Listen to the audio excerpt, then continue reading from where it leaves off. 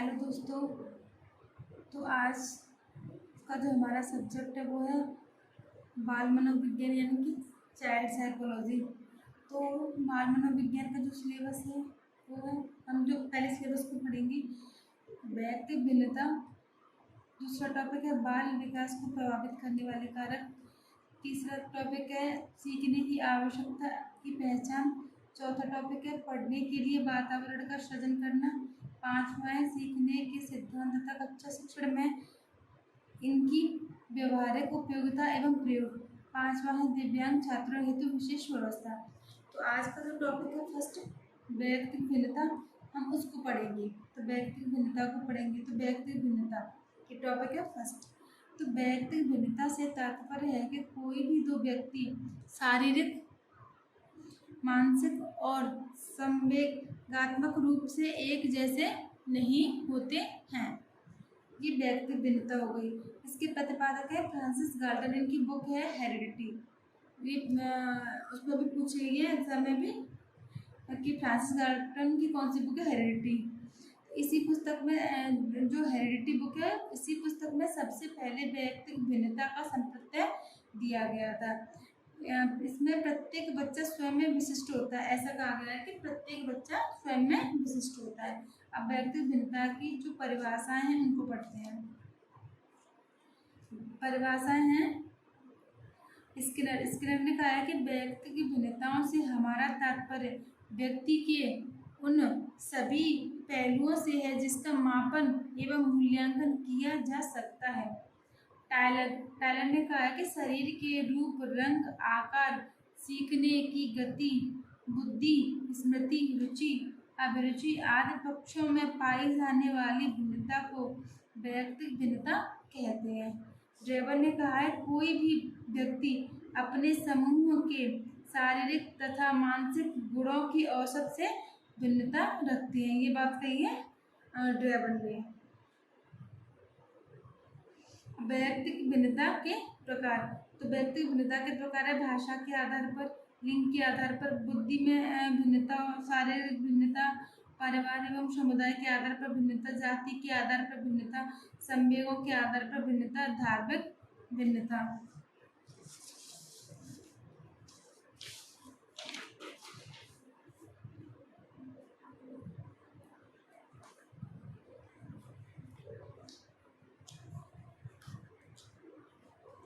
अभी क्षमता में भिन्नता, सीखने की गति में भिन्नता, उपलब्धि में भिन्नता, आदतों में भिन्नता, सांस्कृतिक भिन्नता, संवेगात्मक भिन्नता, रुचि में भिन्नता, गत्यात्मक योग्यता में भिन्नता और व्यक्तित्व में भिन्नता। ये हो गई भिन्नता, व्यक्तिक भिन्नता हो गई।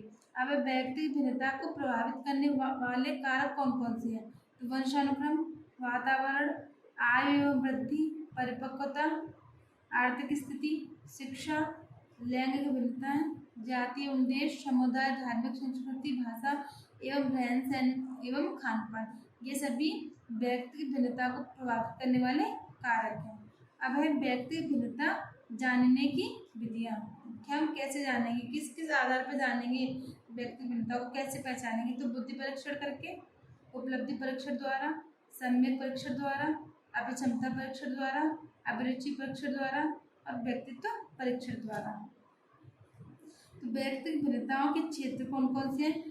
शारीरिक क्षेत्र, शारीरिक क्षेत्र में से गत्यात्मक योग्यता हुई, एक्टिविटी, ये सारी चीजें और शारीरिक भिन्नता होती है। दूसरा है संवेगात्मक क्षेत्र। संवेगात्मक क्षेत्र में संवेगात्मक भिन्नता, रुचियों में भिन्नता और अभिवृत्तियों में भिन्नता। थर्ड पॉइंट है मानसिक क्षेत्र। मानसिक क्षेत्र है, मानसिक क्षेत्र में बुद्धि भिन्नता, उपलब्धि में भिन्नता और विशिष्ट योग्यता में भिन्नता।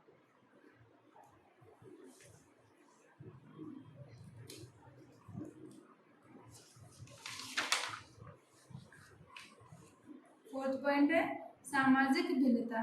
सामाजिक भिन्नता, सामाजिक भिन्नता में सामाजिक एवं सांस्कृतिक भिन्नता,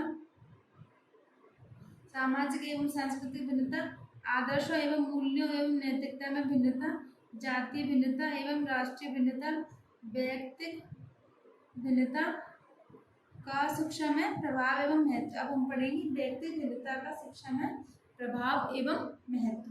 तो इसका महत्व किस किस में है? छात्रों का वर्गीकरण करने के लिए, बालकों की रुचि में, शिक्षण विधि में, व्यक्तिगत शिक्षण में, कक्षा के आकार में, पाठ्यक्रम का विभिन्नीकरण करने में, बालकों को गृह कार्य वितरण करने में, लिंग भेद के अनुसार शिक्षा के स्वरूप को निर्धारण करने के लिए, बालकों की रुचि के विकास में।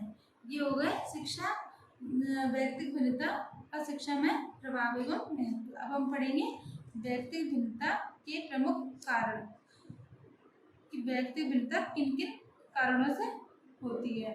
एक तो वंशानुक्रम, वातावरण, जाति एवं प्रजाति, देश, आयु एवं वृद्धि आदि के कारण। अब हम पढ़ेंगे व्यक्तिगत भिन्नता के आधार पर प्रविधियां कौन कौन सी होती हैं।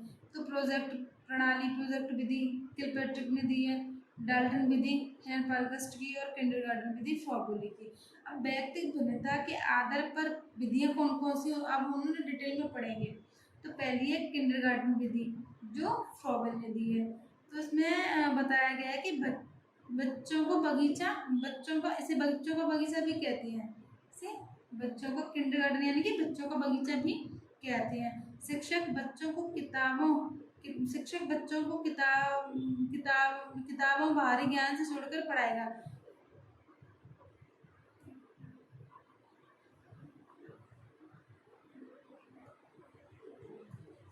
शिक्षक क्या करेगा कि बच्चों को बाहरी ज्ञान से जोड़कर पढ़ाएगा। वो किताबों का बोझ नहीं होगा बच्चों पर, कोई भी किताबों का बोझ नहीं होगा। शिक्षक होगा, जो टीचर होगा, वो आसपास की चीज़ों से जोड़ के, बाहरी वातावरण से जोड़ के बच्चों को टीचिंग कराएगा।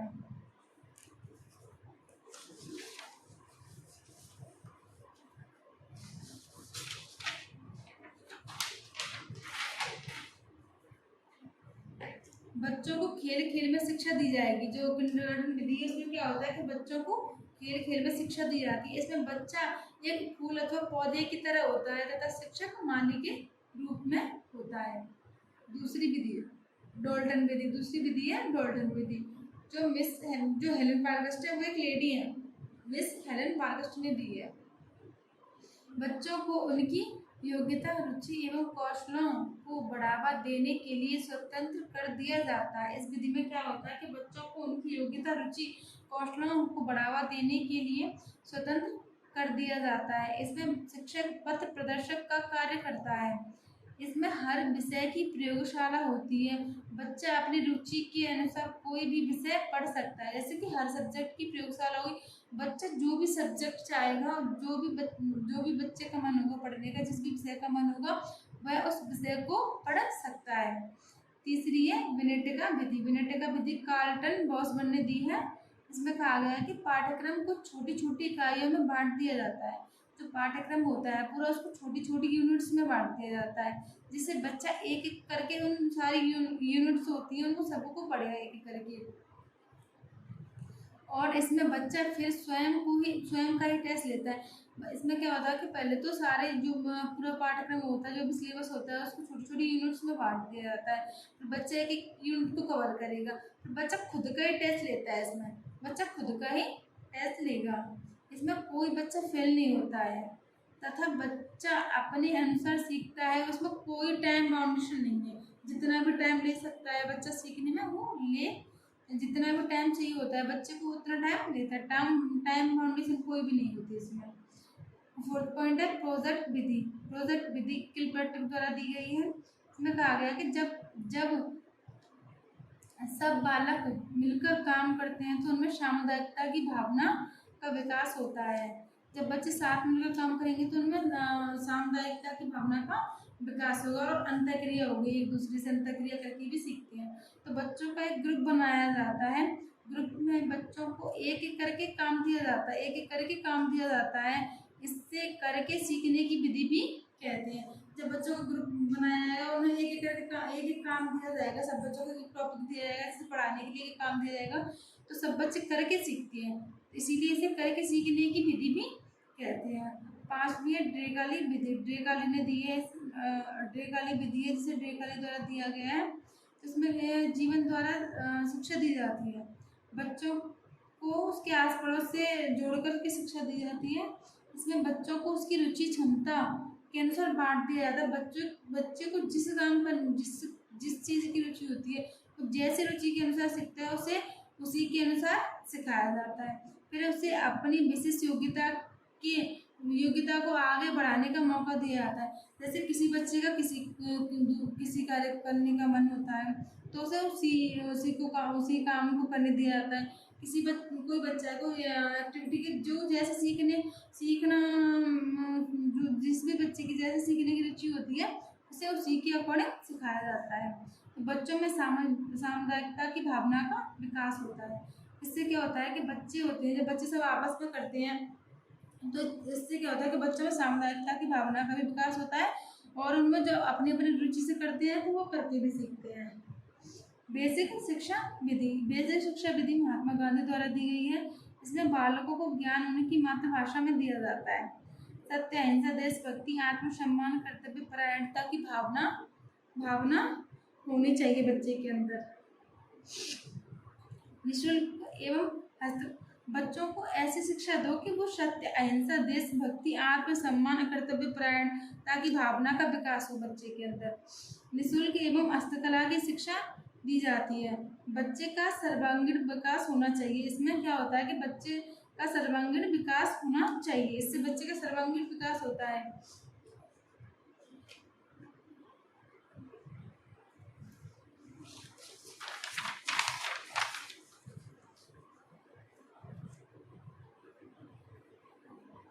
अब है मॉन्टेसरी विधि। मॉन्टेसरी विधि दी है मारिया मॉन्टेसरी ने। मारिया मॉन्टेसरी जो कि ज्ञानेंद्रियों द्वारा शिक्षा देने की बात करती है।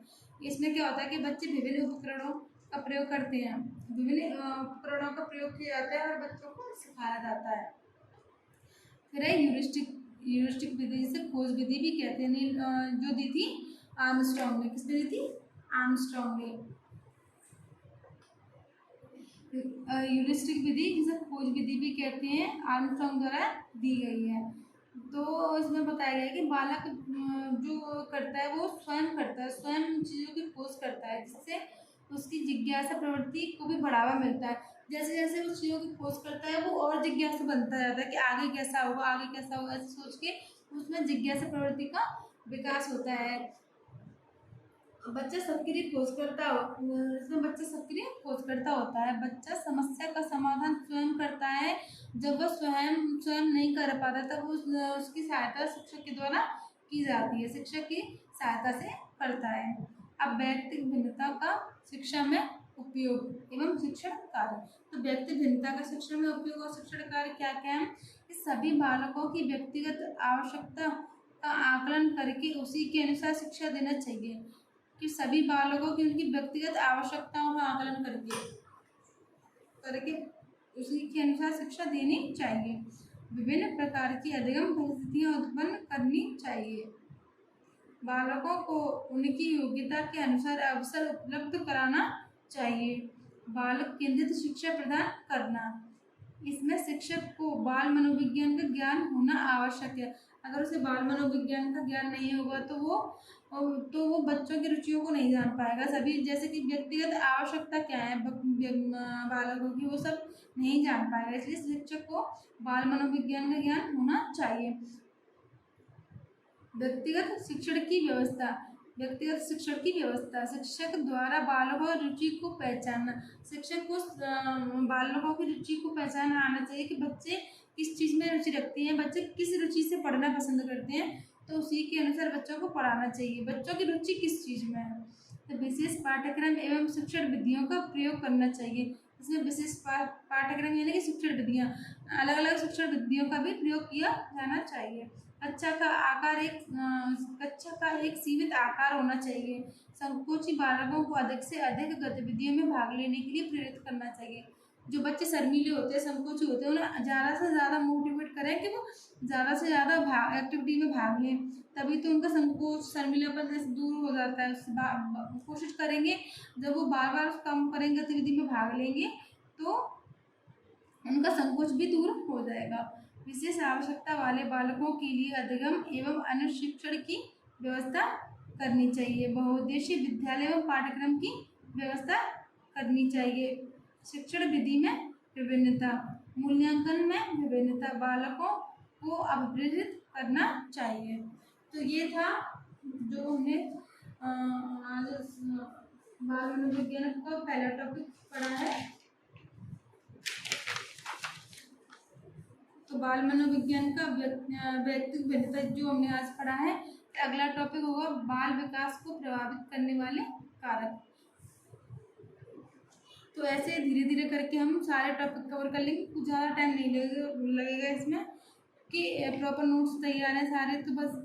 और फिर हम रिवीजन भी करेंगे साथ ही साथ में, और प्रैक्टिस सेट भी लगाएंगे।